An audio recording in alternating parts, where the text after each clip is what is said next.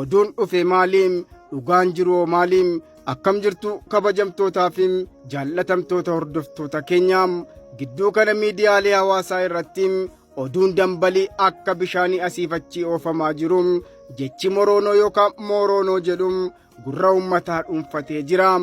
Oduun dhufe maaliim dhugaan jiru maaliim har'ammoo qorannoo gadi fageenyaa fi dhugaa qabatamaa onnee saba keenyaa tamsaasuun dhiyaannee jirra. Hangadhuma qophiitti nafaana bu'aan affeerraa kootiin ka'umsi dubbichaa kalaqa baajoo islaangii tiiktook duris ammas miidiyaan hawaasaa madda kalaqa haaraatiin jechi moroonoo jedhuun saba haaraa ijaaramuu miti. Kuni islaangii yookaan jecha qoosaa dargaggoonni tiiktook irratti jireenya isaanii walitti dhufeenya hiriyummaa fi dhimma jaalalaa haala kofalchiisuun ibsuudhaaf uumameedha. Garuu ummanni qabiyyee baacoo kanaa caalaatti miidhagsuuf moroonoo kiingidam yookaan saba moroonoo jedhanii taphachuu jalqabanii.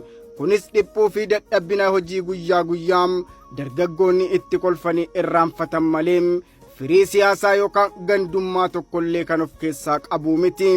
Haa ta'u malee akkuma beekamu miidiyaan hawaasaa dhimma xiqqoo gara guddinaatti oofuu irratti dandeettii jabaa qaba. Oduun gareen saba irraa addaan ba'uuf maqaa kanaan of ijaarraa jirra jedhu dhufe kabajamtoota keenya kuni dubbii ragaa qabu isinitti hin fakkaatin. Lakkii kun olola argannoo miidiyaaf dhimma baacoo ture gara siyaasaatti oofuudhaaf yaalameedha. Hayyoonnii fi ogeessonni aadaa keenya akka ibsanitti yaaddoon jiru jecha hiika hin qabne qulqullina afaan Oromoo miidhuu irratti malee saba keenya isa tokko ta'e adda diiguu irratti miti. Tokkummaan saba keenyaa lafee fi dhiigaan ijaarame waan ta'eef qoosaa miidiyaa hawaasaa tokkoon kan dambali'u miti.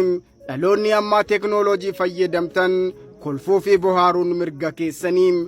Garuu taphni keessan baacoon keessanii fi jechi uumtan aadaa fi tokkummaa keessan kan gaaga'u ta'uu hin qabu.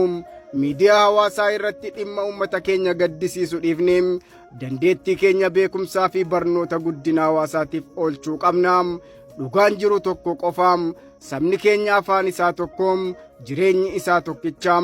Moroonoo jechuun qoosaa darbu malee hidda seenaa keenya kan jijjiiru miti. Miidiyaa hawaasaa irraa odeeffannoo dhufe hundaaf gurra keessan hin laatina. Dhugaa gadi fageenyaan qoradhaa.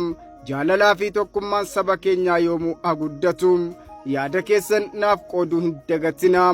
An Abdussalaam Araarsaan ture. Nagaa naaf ta'a.